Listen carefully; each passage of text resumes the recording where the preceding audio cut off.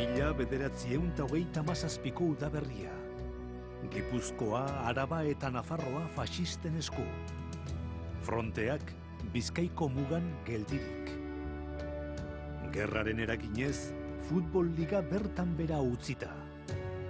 Etzen jarduna eten ordea. Eusko Jaurlaritzak Euskadi selekzioa sortu zuen, erbesteratutako umeentzako dirua jaso, eta gure herriaren izena eta izana munduan zabaltzeko.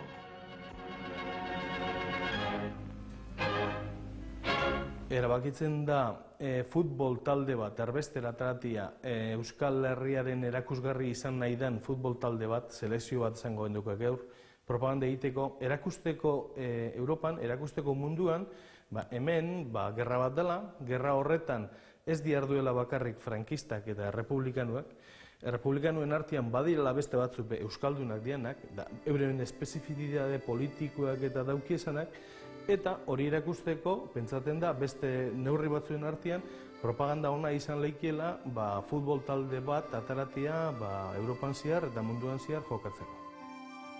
Gerra aurretik, euskal futbola sasoi betean zegoen. 4 talde lehen mailan, jokalariak Espainiako talde onenetan, atletikek 4 liga irabazi berriak, jokalarien artean Italiako mundialean jardundako batzuk, Regueiro, Iraragorri, Langara, Zilaurren. Batez beste 24 urteko 15 gazte, haien artean atletikekoak nagusi. Jose Basaurin jaio zen. 8 hilabete zituela Galdakaora etorri zen. Eta 9 hilabete zituenean aita hil zitzaion. Ama largunarekin hasi zen. Familia nahiko eroso bizi zen garai hartan. Baserria zuten, eta baserri horretan bizi gara oraingo. Santa Barbarako eskolara joaten zen, hemen bertan. Viktor anaiak txikitatik esaten zion. Jose, egunen batean futbolaria izango zara. Galdakano taldean jokatu zuen 13 urterekin. Eta 16 urtekin atletikek fitxatu zuen. Bere fitxa 1000 pesetakoa zen. 17 urterekin nazioarteko jokalari izan zen. Bere kirol bizitzan 4 kopa eta 4 liga irabazi zituen atletikekin. Eta munduko txapelketa bat 34ean. Isidro jaio zen Pasai Antxon. Baina bizi Andoainen bizi zen. 3 anai arreba ziren, nire aitea, Jesus, Sarrena, Gio Enkarna bigarrena eta Isidro zen gazteena. Eta Andoainen kalian bizi ziren. Isidroren zaletasunak nik uste kirola izan zela. Oso futbolari bezala izan zen gero ospetsua, baina oso pelotari hona amentzen. Isidroren ama esaten zuen egunero puskatzen zula alparga eta pareat. Eta Isidrok esaten omen zion ordainduko izu eta horreago danak. Isidro hasi zen Andoain euskaldunan, gero Esperantzan eta gero Oviedora juntzen. Aitak Euskadiko selekzioari buruz esaten zuen, garai hartan nonenak izateko privilegioa izan du.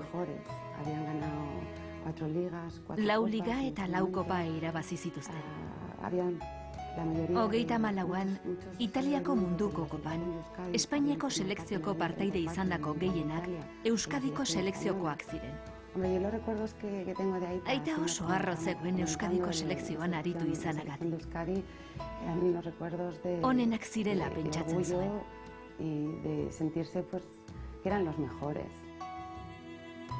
Aukeratutakoen artean, bazen gudan ibili zenik. Kepa Areso ordiziarra esaterako. Herrian harrapatu zuen gerrak eta batailoi batean jardun zuen.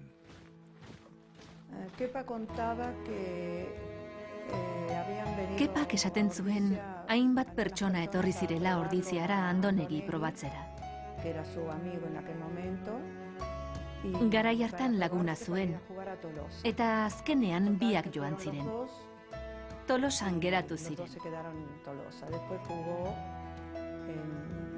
Gero Murtzian jokatu zuen, Sevillako Betisen eta Bartzelonan. Ahí es cuando ya llegó la guerra y Baina gerra iritsi zen eta alde egin zuen. tomó participación, él formaba parte del Amaiur gudarostean parte hartu zuen. Había estado en varios frentes, aunque él decía que no Zenbait había frontetan peleado egona demasiado. zen. Baina esaten zuen ez zuela borroka La guerra gehiegi egin. realmente a él le producía una sensación Gerrak tristura ematen muy zion. triste y desagradable. Dice que cuando Gaizki vio sentiarazten el zuen. primer cadáver que vio, Lehen gorpua sintió ikusi un zuenean izugarrizko sentimiento mina tan- sentitu omen zuen. tan grande min de lazgarria. dolor que realmente detestaba, ¿no? Zorte handia izan nuenik gudari izatearekin batera, San Mamesen antolatu zituzten zenbait futbol partida jokatu ahal izan nituelako. Jokalari profesional asko joan ginen Bilbora, erreketeek aurrera egin zutenean. Partida horietan sortu zen Euskadiko selekzioa sortzeko ideia. Partida bakoitza bukatutakoan nire batalioira itzultzen nintzen Urduñara. Eta gauza bera egiten zuten beste batalioietako jokalariek ere. Gudabotak futbolekoengatik ordezkatu zituzten batzuek. Bilbotik abiatu ziren hegazkinez, helmuga Miarritze eta handik Europara. Frantzia, Txekoslovakia, Sobiet Batasuna, Norvegia, Danimarka.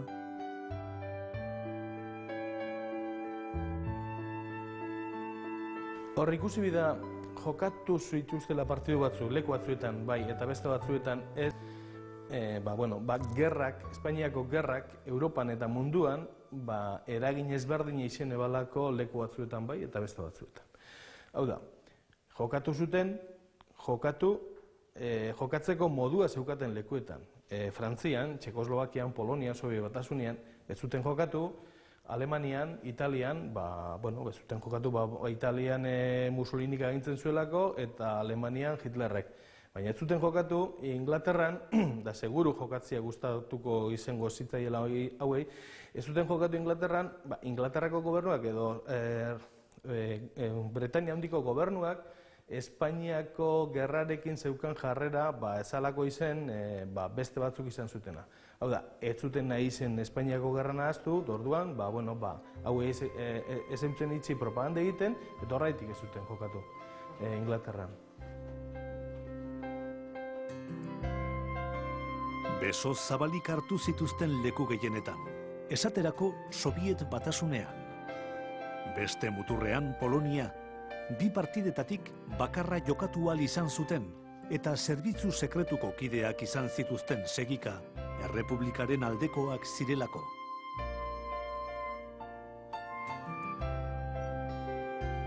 Polonian bazan movimentu obrero indartsu bat, baina horren alduan eta horren kontra bazan eskumako movimentu indartsu bat.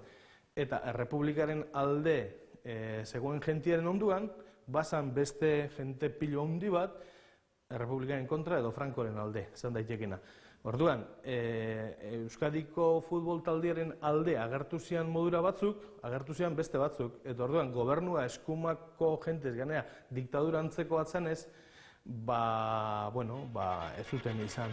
Beraiek pentsatzen zuten errestasunik, ez gutxe horipe, eta badira dokumentuak esaten dutenak, polizia atzetik segika zeukatela, eta bar.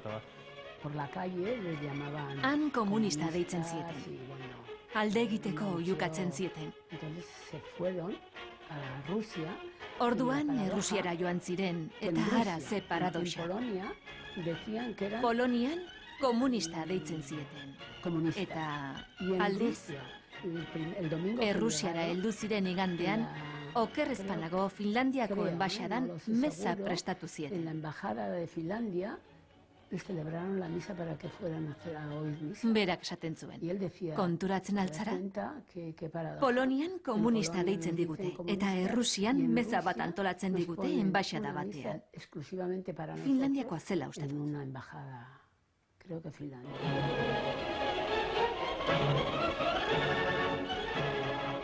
Paradoxak, talde handiak hartu zituzten mendean. Marseillako Olimpika, edo Moskuko Dinamoa. Lokomotiven aurkako partidan, 60.000 ikusle bildu ziren eta ongi etorri beroa jaso zuten. hegazkin batetik botatako lore sorta eta guzti. Garaile ziren ia zelai guztietan, baina zelaietatik kanpora partida galtzen ari ziren. Gerra.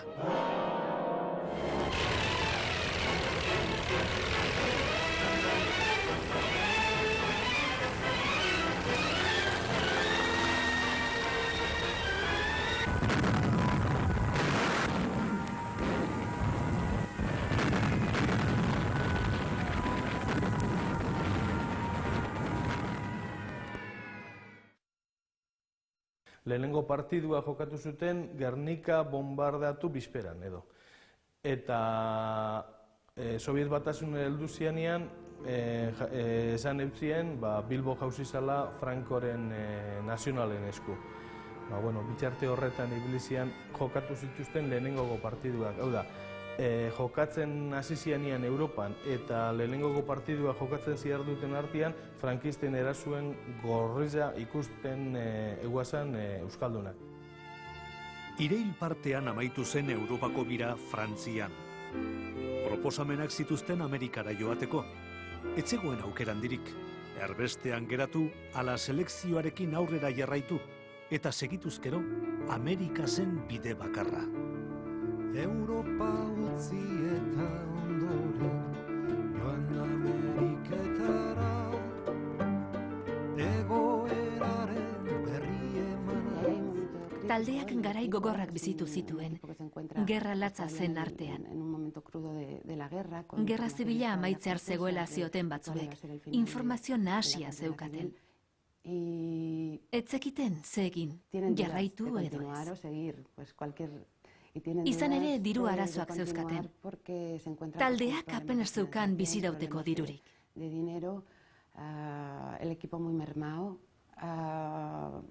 Ia ez zeukaten bat ere baliabiderik, arazo handiak zeuzkaten.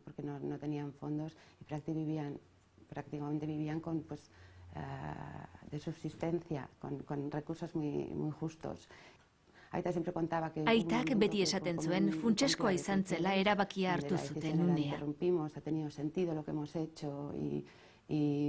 Amore ematen badugu, pikutara bidaliko dugu orain arte egindakoa.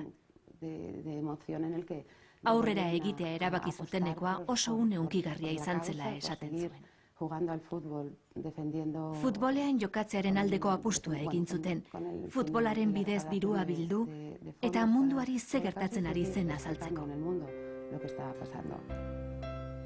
Bi jokalari utzi zuten taldea, Gorostizak eta Etxeberriak. Halere, fitxaketa berriak izan ziren.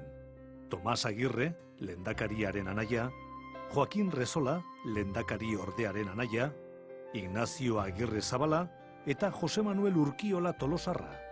Urkiola, Atletico Madrilean ari zen gerra hasi aurretik.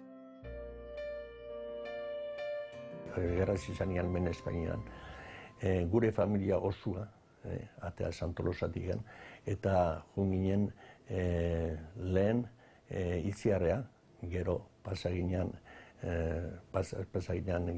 junginen Gernikara, eta bombardaketa izan gendun, bombardaketako Gernika izan gendun. Eta handikan urrengo unian atera eginen handikan, eta junginean Bilbora eta Bilbotik hartu barku bat, Labana izatzen zen barku hori, eta junginean ja Frantzira. Orduan, iritsi zarian ekipua Frantzira, bi jugadore, bi jokalariak eta masajista, ezer esan gabe behiri, pasaziran Espainiera pasaziran. Eta orduan, zen ekipua, selizioa, eta akordatu ziren Nero Zabanoloa jokatzen zuen zeten, eta behai fitxatu intzuten postoi betetzeko. Ameriketara joan zirenean, transatlantikoan, ekaitz bortitza izan zuten. Eta ia bidaia osoa gelan sartuta egon behar izan zuten. Bat ere gozatu gabe, aire librean egoteko aukerarik gabe, olatuek itsasontziaren gainaldea hartuta zaukatelako. New Yorken lehorreratu ziren urrian. Urrengo geltokiak, Kuba eta Mexiko. Ikusmira handia zegoen selekzioaren inguruan, eta taldearen maila agerian geratu zen berehala. Etzen erraza Euskadi garaitzea. Bi aurrelari goratu zituzten kazetariek, Luis Regueiro kapitaina eta Isidro Langara.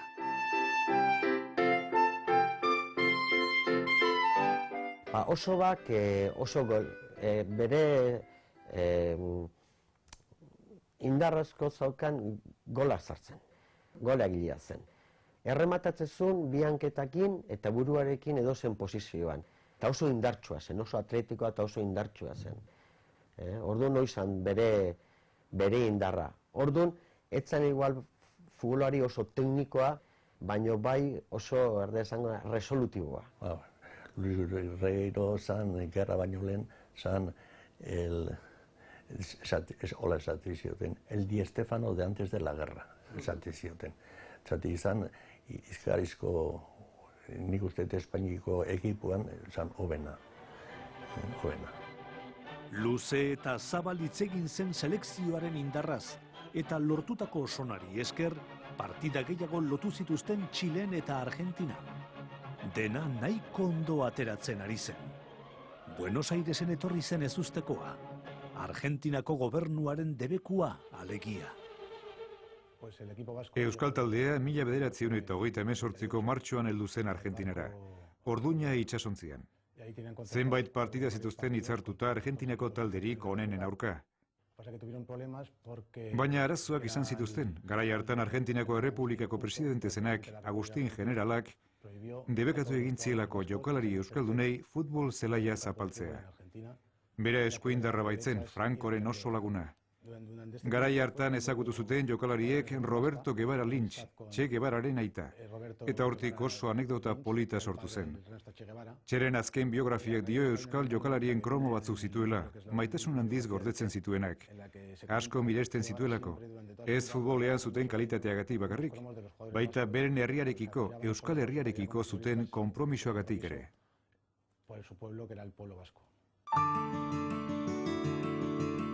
Bi urteren buruan, pasadizu ugari gertatu ziren. Eguzkizak birika bat galdu zuen. Iraragorrik bi hortz apurtu zizkion arbitro bati. Bitxikeriarik ere etzen falta izan. Langarak Baron Dandiren iragarki bat egin zuen. Haren dotoreziak eta estiloak mito bilakatu zuten. Isidro, gizonon bat zen. Eta nik uste bintasun bat zeukala. Un saber estar. Osobak oso elegantea zen. Gaina elegantzi bat, nola definituko nun ba.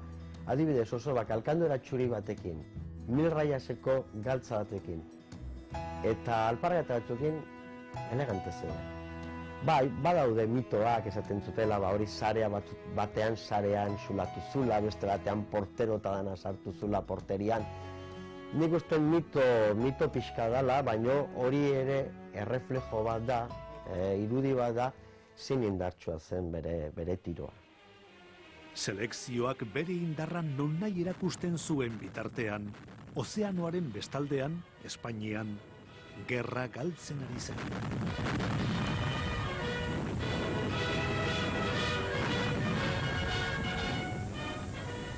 Nada puede socavar la capacidad del Ejército Nacional. Franco es invencible. Lo fue en Badajoz, en toda la Guerra del Norte, en Toledo, en los frentes de Madrid, en Brunete, en Belchite, en Teruel. Lo ha sido ahora en el Ebro. El mundo ha comprendido una vez más las razones de la victoria de Franco, que reconquista palmo a palmo la tierra de su patria. En el norte como en el sur y en Levante, en el este como en el oeste, en todos los frentes y en todos los mares, se evidencia la capacidad del Ejército Nacional y de su jefe victorioso.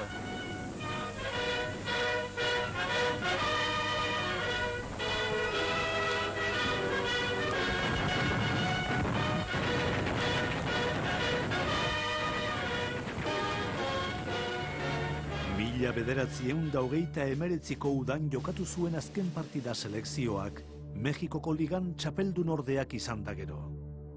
Taldeak jokalari batzuk galdu zituen ibilbidean, eta hasierako Euskadi indartsuaren artean eta orduko Euskadiren artean alde handia zegoen. Gerra amaitu berria zegoen eta gehienek etxera bueltatu nahi zuten. nahi, baina ezin. Kanpuan gelditzea erabakiko dute gehienak, gelditzuko dira kanpuan erbestian pentsaurik lasterra hasiko dan bigarren mundu gerra haren ondoren Franco botako dela eta etxera itzultzeko modua izango da dela, eta hori esan ez lortu, horren ondoren dator lehortia edo, esan daiteke, 40 urteetako diktadura hori. Mexikon geratu ziren gehienak, Emilín, Pablito, Blasco, Larrinaga. Luis Regueiro Isabel Urkiolarekin ezkondu zen, Jose Manuel Urkiolaren arrebarekin alegia. Aresok Argentinan berregin zuen bizitza. Nola nahi ere, inorketzuen bere herria ahaztu sekula. Asko sufritu zuen, asko. Itzuli egin nahi zuen, euskalduna zen. Euskal Herria maite zuen. Goitik bera euskalduna zen. Eta beti defendatu zuen bere lurra. Beti jarraitu zuen aberria eta idealak defendatzen. Osaba, etortzen zanean, Osaba Luis, askotan, nik juten izan, askotan jo naiz, beha biltzea aeroporto, Hondarribiko aeroportua. Eta handikan hartzen nion eta jute ginen Jaizkibelea eta han Jaizkibelen kutzezun bere irun, eta han eotezan, baina malkoak negarrez eotezan. Oso Ameriketan ibili, mundua ezagutu, baina azkenian beti esaten zuen ni txokora. Eta hala etorri zen, eta handoanean hiltzen.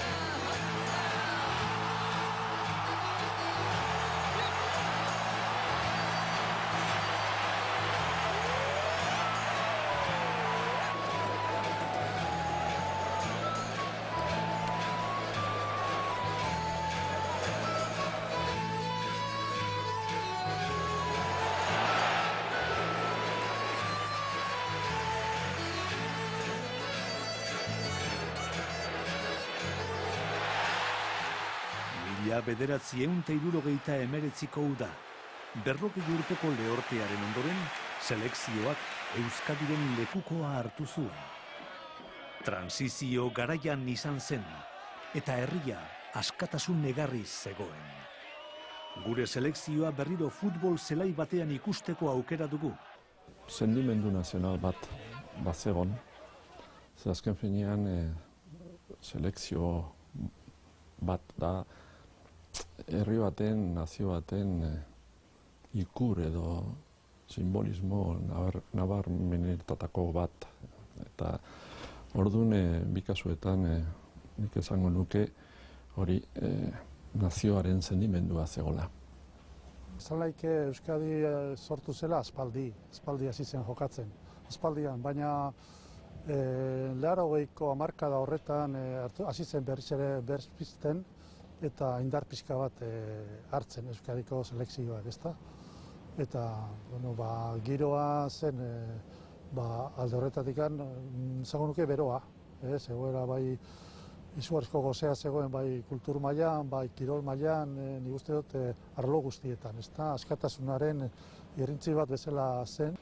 Oso momentu itxaropentsua zen, hunkigarria, atzean gelditzen zen diktadura, eta askatasunaren asmoa eta itxaropena herriaren gehiengoak bat zeukan. Eta noski abertzale guztiok batez ere oso ilusio handiz ikusten zuten etorkizuna.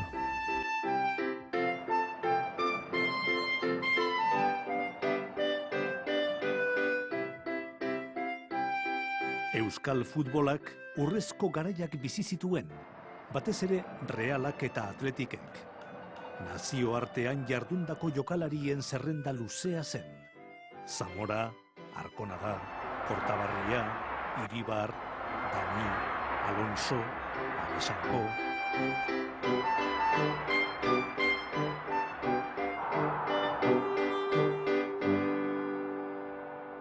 Kontuan hartuta, 1979-laurogeiko denboraldian Realak garaiezin izatea lortu zuela, gero bi liga irabazi zituela, hurrengo bi ligak Atletikek irabazi zituela, Euskal futbola arrakasta garaian zegoen. Oso arrakasta handia eta argi eta garbi selekzioan zuzenean eragin zuen. Gogo handia zegoen alderaketa egiteko. Orduan esaten genuen, Euskadiko selekzioak gainerakoen aurka jokatuko balu, ze gertatuko litzateke. Egia da gure garaia oso ona izan zela. Jokalari batzuek nazioartean jokatzen zutelako, Espainiarekin. Eta noski, horrek oso maila garrantzitsua eman zion Euskadiko selekzioari. Nik uste dut zaila zela eta garai hartan lehia handia zegoen Euskadiko selekzioan jokatu ahal izateko. San Mamesen jokatu zen lehen norgehiagoka, Irlandaren aurka, bai Euskarari kanpainaren arira. Armailak beteta zeuden. Martxan jartzeko unea zen, naiz eta zailtasun handiekin izan. Gogoan dut San Mameseko lehenengo partida hartan ez zutela onartu bozgorailuaren bidez Gernikako arbola ere entzutea. Politikariek San Mameseko palkoa uztea eragin zuen horrek, oraindik ez zegoelako onartuta. Logikoki, gertatu behar zuen irekialdia oso poliki gertatu zen. Partida hori garrantzitsua zen. Irlanda zen aurkaria. Euskal selekzioaren garaipena oso ongi hartu zen, bai. Giroa oso hunkigarria zen. Azken finean, bazen lehenengo aldia, gure kolorea, gure ikurriña, gure selekzioa ikusteko aukera lehenengoa zen. Eta bai zelaian eta baita ere kaleetan, San Mames ondoan, giroa hunkigarria zen noski. Irlandako partiduan niretzat izan zen oso berezia, zeren gehien bat, niretzako lehen partidua zelako Euskal selekzioarekin, eta 50. nire internazional partidua ospatzen nuen horrekin. Eta ez dakit, somatzen nuen barruan, agian aro berri bat sartzen ginela, holakotxe zerbait. Bulgaria hartu zuten mendean urte berean atotxan.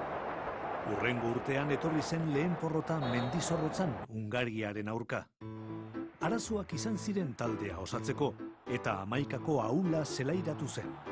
Talde batzuen konpromiso falta hitz egin zen, etzen lehen aldia izan eta azkena ere etzen izango. Jadanik zailtasun batzuk sortu ziren, adibidez, klub batzuek ez zituzten errestasunak ematen, eta aukeres banago batek diru askatzen zuen jokalariak usteko, hemen Nafarroan zaila zen baita ere baimena lortzea, eta ziur aski orduko antolatzaileek zailtasun horiek aurkitu zituzten. Bai, partidan bat oso etzen ondo atera, agian agoratzen dut Ogrearen kontra jokatu zena Mendizorrotzan, ezta? Eta gauza hauetan nik nire iritsi apalez bentsatzen dut oso importantea dela eskuti joatea bai taldeak, federazioak eta jokalariak. Hamarkada horretan, bi partida besterik ez ziren jo.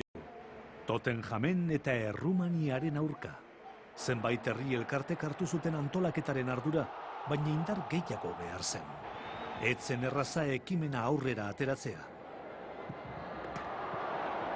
Orduan, selekzioa zailtasun handiekin joan zen osatzen. Osatzea lortu zuten pertsonek partida bat egina izan zuten leku bakoitzean, provintzia bakoitzeko hiriburuan. San Mamesekoa jokatu zuten, Atotxan 4-0 irabazi zioten Bulgariari, eta abuztua hasi bezain laster Gasteizen partida bat jokatu zuten. Euskadiko selekzioak 1-5 galdu zuen Hungariaren aurka, eta horrek etsipen handia eragin zuen. Ez dakit partida hori behar bezala antolatu zuten. 1983an etapa berria abiatu zen Euskadiko Futbol Federazioaren gidaritzapean. Partida polita antolatu zen anoetan, Azkargortaren Boliviaren aurka. Ipar Euskal Herritar batek jokatu zuen, Vicente Lizarazuk. Errusia, Paraguai, Estonia, Jugoslavia eta Uruguairen aurka lehiatu ziren gero, eta partida bakar bat ere ez zuten galdu.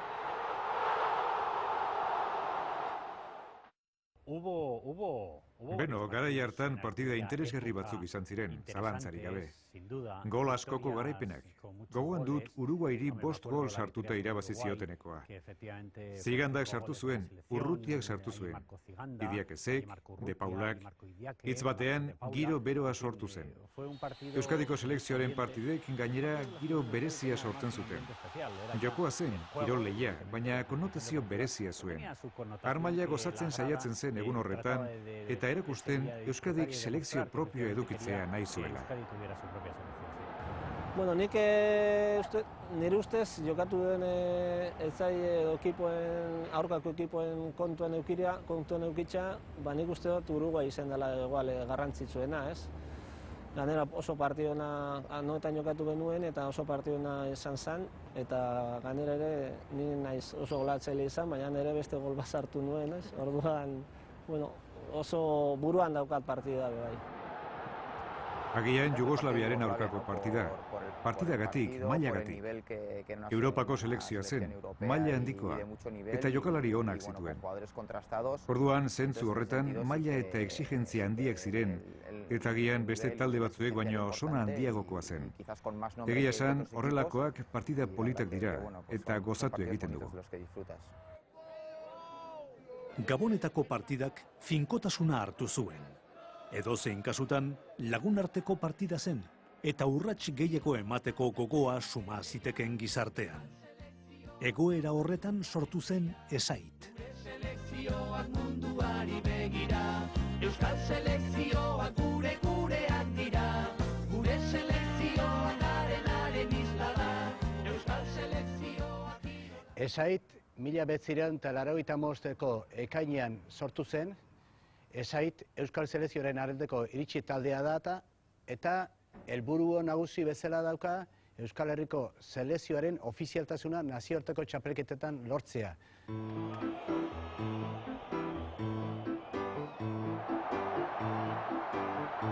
Milurteko berriaren hasieran, adar berri bat sortu zitzaion selekzioaren auziari. Espainiako Federazioak selekzio autonomikoak abiatzeko baimena eman eta Nafarroako selekzioa sortu zen.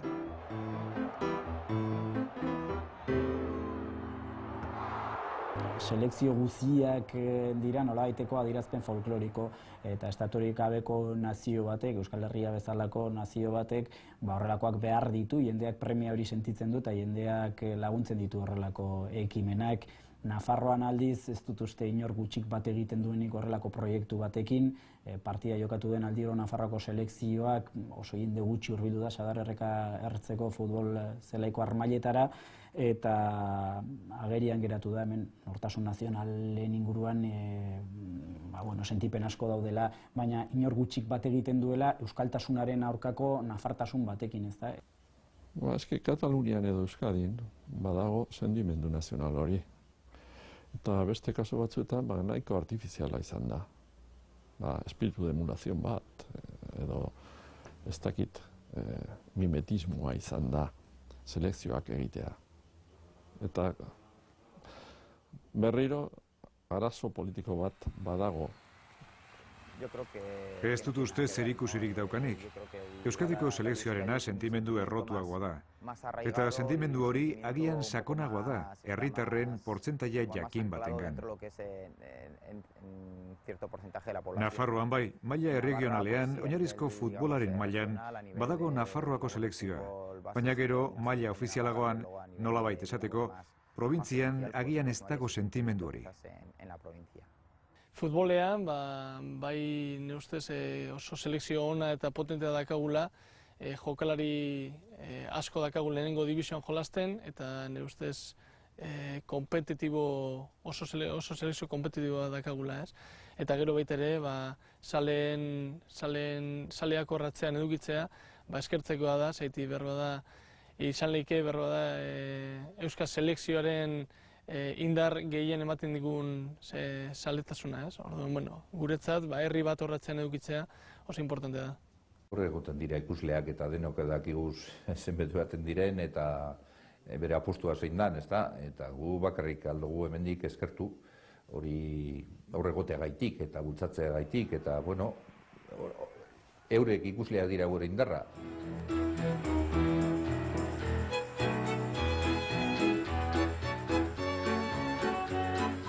Ezin uka daiteke, selekzioan aritutakoek eta egundi ardutenek gogoz ordezkatu dutela eta ordezkatzen dutela gure herria.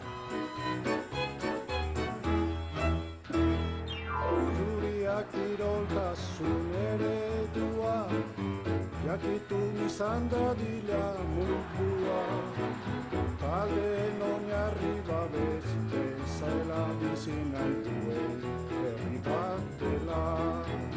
Zuri gorri eta berde gure koloreak, defenda ditzagun mundu guztiak. Zuri gorri eta berde gure koloreak. Urte asko ziren selekziorik etzegoela, nolabait esateko. Politikoki gainera oso egoera ezberdina zen, oraingoarekin alderatuta. Beno, sentimendu bizia zegoen zentzu guztietan. Bai, nik uste mundu guztiek kamiseta jantzen nahi genuela, bai. Zein diferentzia dagoen Espainiarekin jolastea edo Euskadikin jolastea? Azkenean, niretzako ezberdintasun handia dago, ez? Azkenean, sentimenduzko gauza da eta errezago ikusten dut Euskazte edo Euskadikin jolastea. Azkenean, niretzako ezberdintasun handia dago, ez? Azkenean, sentimenduzko gauzarekin jolastea, ez? Azkenean, oraingo futbolean hainbeste dirua sartu den kirolean, oraindikan bihotzarekin jolastea posibilitatea eta aukera edukitzea, ona da.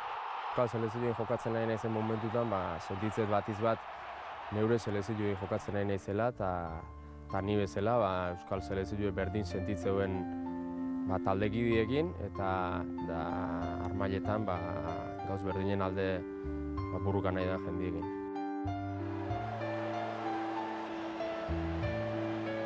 Hirurogeita 10 urte eta gero, Euskadi atzerrian egon da, Venezuela, eta baita irabazi ere. Halere, batzuen ustez, ilusioa galtzen ari ote gara.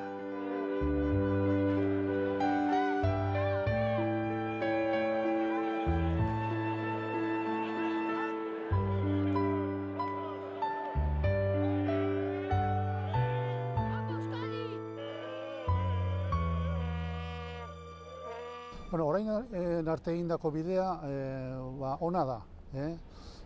Agian, danok pentsatzen dugu gehiago nahi dugula uste dut, zeren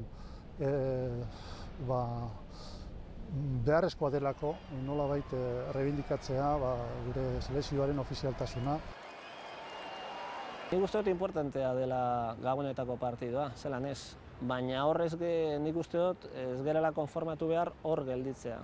Nik uste dut posibilitatea dakagula pizkat aurrera pausu bat emateko eta behar bada saiatu behar gara, ez? Goitik, jokalariek ne ustez ikusten dugu, saiakera handiago egin behar direla lortzeko horrelako ofizialtasuna, ez? Bai gure aldetik eta zaletasuna aldetik baita ere horrelako aukera ikusten dugu.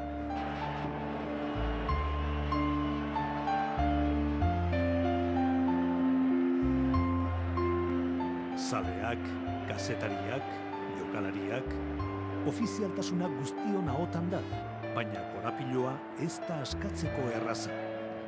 Zer egin? Ofizialtasunaren bidean aurrera egiteko eta inpaso honetatik ateratzeko nik uste dut gakoa lokarri nagusia askatu beharrekoa politikoa dela eta naiz bat ere baikorra.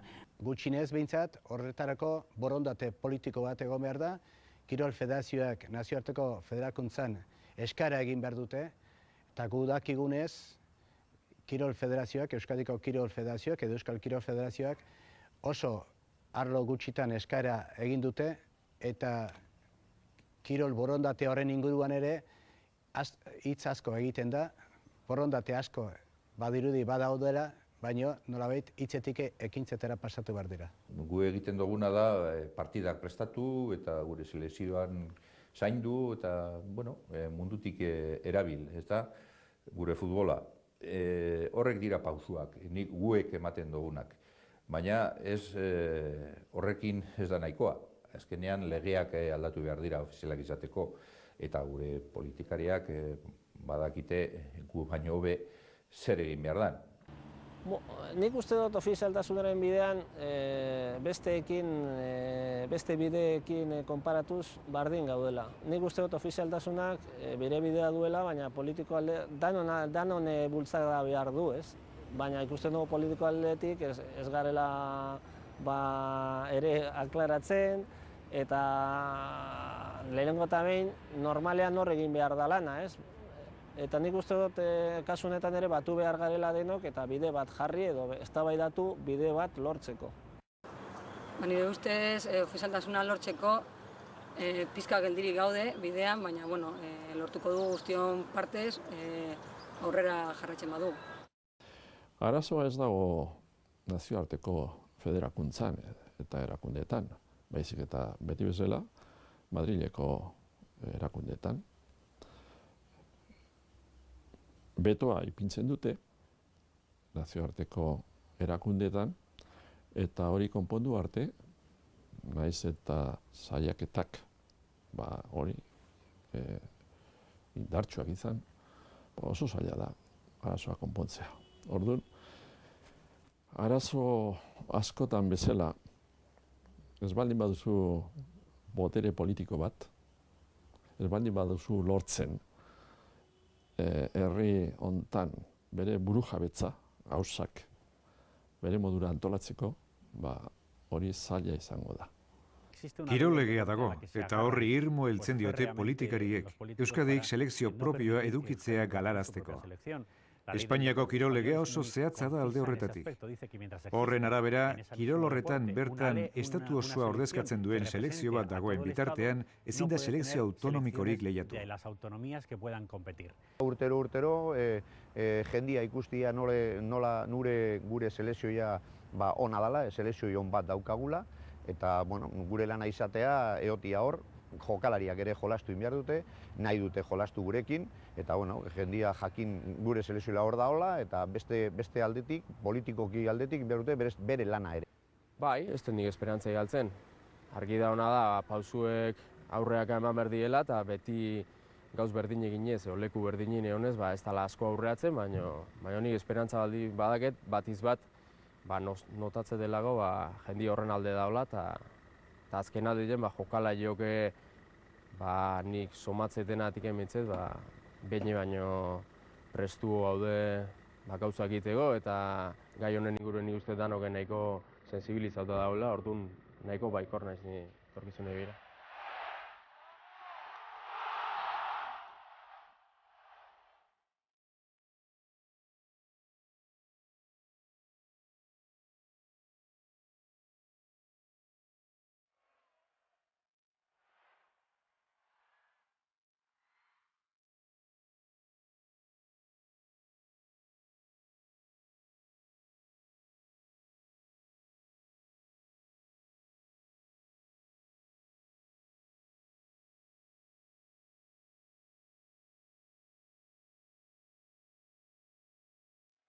Izen berria estreinatzen du azken partidan selekzioak.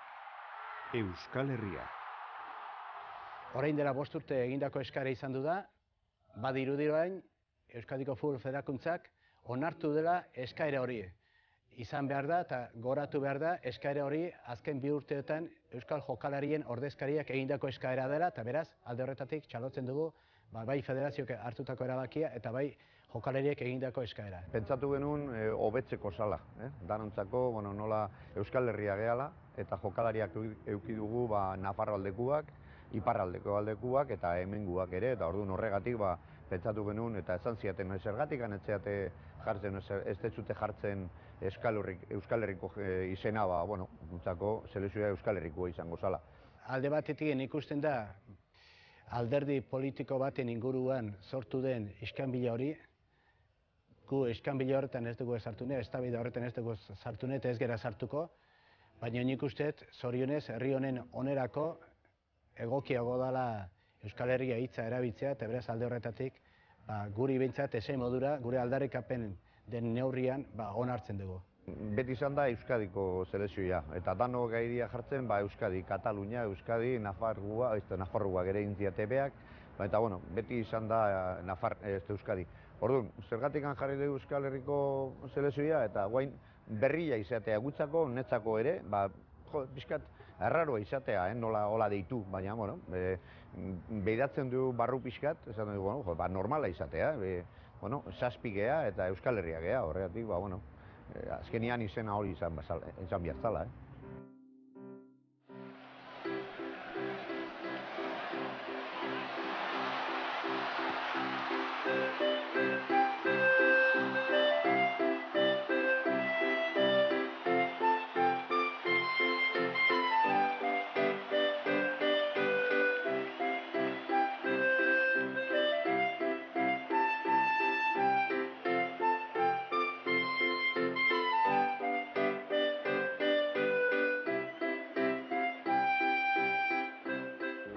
Ez dago zalantzarik. Jokalari kopuruaren, kalitatearen eta ahalmenaren aldetik behar dena baino gehiago daude. Nik uste dut baietz. Zalantzari gabe. Orain arte duintasunez, nahiko emaitza duinak lortu ditu. Oraintxe bertan, zalantzaz beteta gaude. Batez ere, futbolaririk onenak beste liga batzuetan jokatzen ari direlako. Kirol ikuspegitik ez dakit bada Euskal Herriak baduen aski indarrik selekzio propio eta lehiakorra eukitzeko.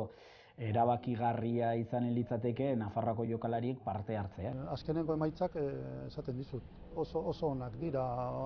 Euki dugu aukera lehengo